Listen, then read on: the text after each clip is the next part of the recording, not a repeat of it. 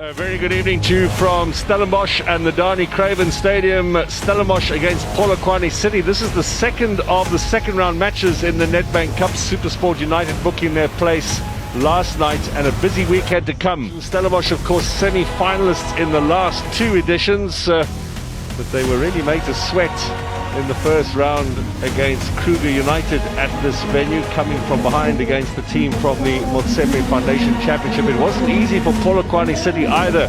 They beat amateurs, the Bees, by a single goal. And in there, Nku Sapunga. A little bit messy from Polokwane City. In the end, Nikani got the touch in. The referee says, let's get some treatment on the pitch. Maybe a head injury there for Makubela. You made a key point about the fullbacks of Polokwane City with Matuludi and Nkwe not being available. The young Makubela, the man on the field or on the ground at the moment, would be key. For me, is the interchange of the front three for Stellis. You're looking at Nku, De Jong and also Titus. Their movement on and off the ball has been key. Toure. That's a good cross. Titus on goal. It comes off Nikani, and Stellenbosch have the lead. He can't claim it, I'm afraid, Devon Titus. Goals awarded to people who shouldn't be awarded the goals. But this very much an own goal. Goswell with a good cross, attacking that near post, miscued by Titus. The last touch comes off Nikani. You can see he's frustrated by the lack of pressure on the man that is bringing in the cross in Goswell. He takes away the focus from the ball because he's watching what his left back is doing in that moment. Big smile from Devon Titus. Polokwane now. Looks for Titus. Gets the flick on here for Nku. Titus, is he onside? That's a good save from Sapunga. The flag stayed down. Well, initially I thought Nasiba Nku was very slow in attacking that ball in the penalty area. He miscued it straight to Titus. This goalkeeper's made some very good saves now. I thought maybe he's on his weaker foot, Mr. Glees. That's why I was saying he didn't take it first time, but it ricochets to Titus. But I think the man that has really kept Polokwane City in the game has been Sapunga in goals. That's a good save.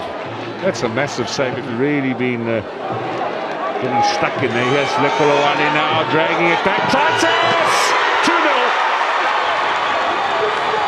Number 9 of the season for Devon Titus. And with the national team coach in the house, you can see why he's happy. He has worked his socks off on and off the ball tonight. The late run into the box coming from Titus, he's on his weaker foot, but he says, I'm an international player now. The Bafana coach is here. He takes it first time. Goal number 9 in all competition. He went for placement rather than for power. Well taken goal. And no chance for Sapunga on that occasion. 2-0 now. Now, Nku. De Jong. Here is Bassadin. Oh, that's super. That flag's up.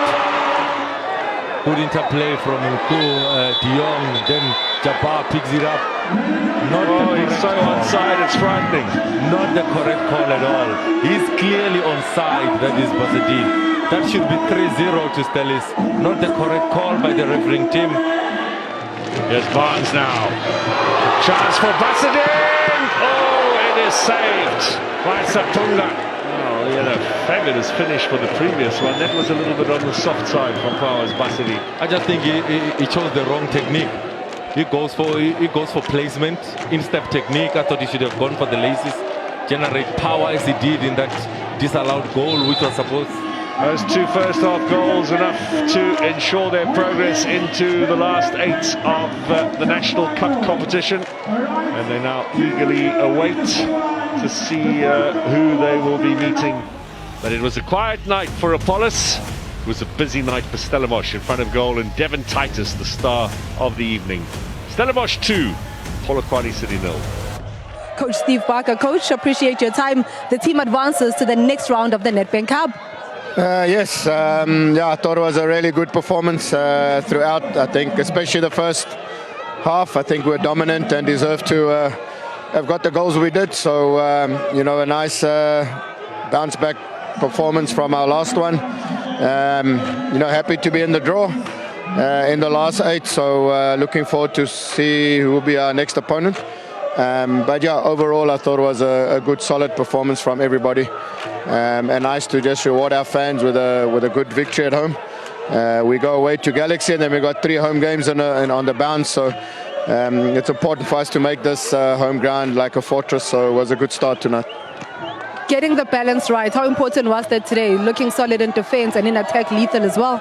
Yeah, I think I alluded to in the pre-match that we just got to get the balance right of when you attack well, it's easier to defend, and when you defend well, it's easier to attack. So I think both sides of the pitch we were solid. Created a number of chances, perhaps could have got a third.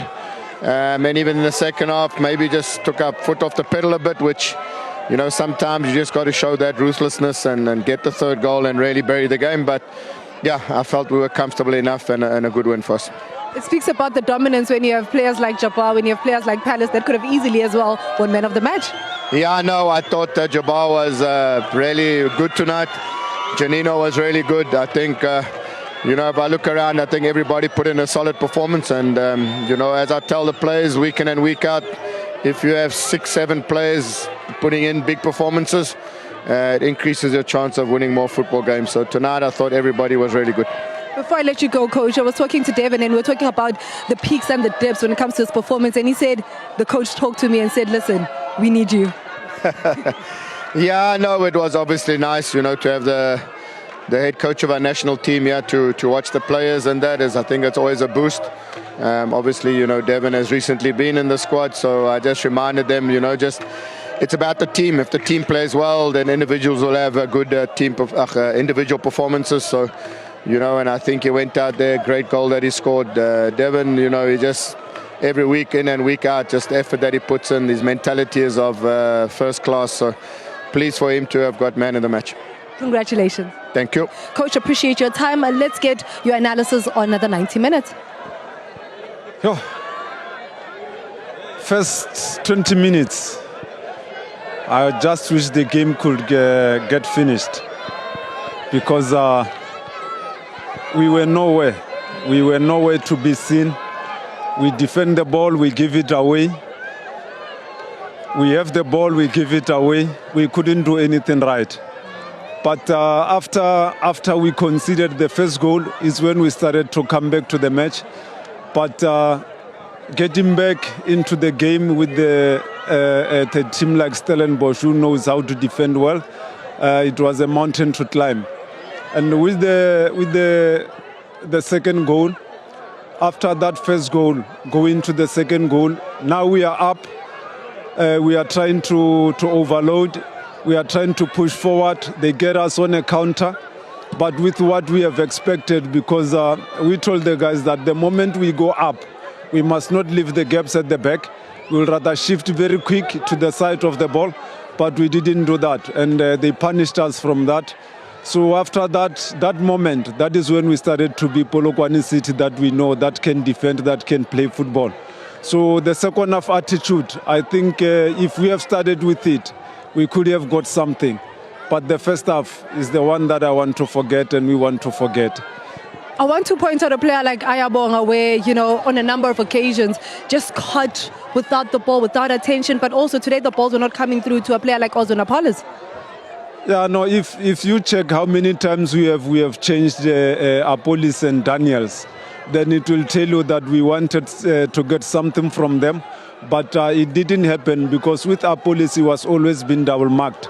And we said, no, let's change him to the top so that when Toure drops with him, we get the space behind them with Raymond running from the side. But even that, it didn't work properly. And we just said, no, let's just finish the half and we will go into the next half and see what will happen. And we fixed that in the dressing room. That defense as well in the first half?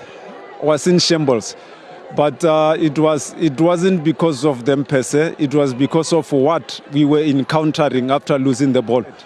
Then what happens? We have to track back, but we are not tracking back. So they overload them. They've got speed. They cheat with one or two players. Titus, Nku, and Polokwane, they're always making those C runs with the balls behind our defense. So That is what hurt us the most, because we lose the ball up there, and after losing the ball up there, then what happens? We must track back. So we didn't do that. Thank you, Coach. Thank you very much, Lerato.